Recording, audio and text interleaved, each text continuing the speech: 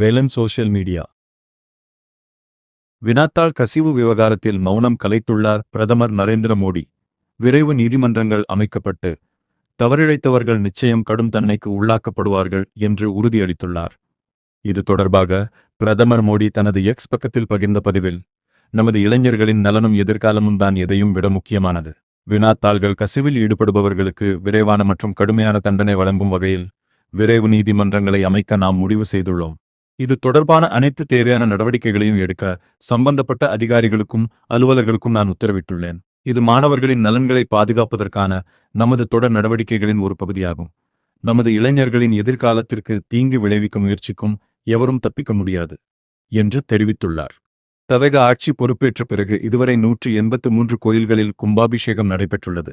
தமிழகத்தில் தவேக தலைவர் விஜய் தலைமையில் புதிய அரசு பதவியேற்றதைத் தொடர்ந்து இந்து சமய அறநிலையத்துறையின் கீழ் உள்ள கோயில்களில் புனரமைப்பு பணிகள் மற்றும் கும்பாபிஷேகங்கள் தீவிரமாக நடைபெற்று வருகின்றன. இந்து சமய அறநிலையத்துறையின் கட்டுப்பாட்டில் 43,646 கோயில்கள், 27 சமண கோயில்கள், 45 மடங்கள், 83 மடத்துடன் இணைந்த கோயில்கள் மற்றும் 1330 அறக்கட்டளைகள் நிர்வகிக்கப்பட்டு வருகின்றன.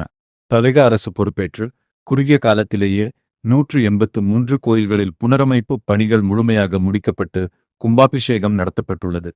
தொழிலக பாதுகாப்பு மற்றும் சுகாதார இயக்கக அலுவலர்களின் திறனாய்வு கூட்டம் தொழிலாளர் நலன் மற்றும் திறன் மேம்பாட்டுத்துறை அமைச்சர் முகமது பர்வேஸ் தலைமையில் சென்னையில் நேற்று நடைபெற்றது.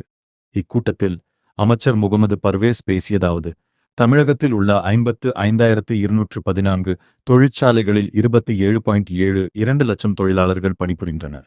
மேலும் 3,611 கட்டுமான பணியிடங்களில் சுமார் 5 லட்சம் பேர் பணியாற்றுகின்றனர்.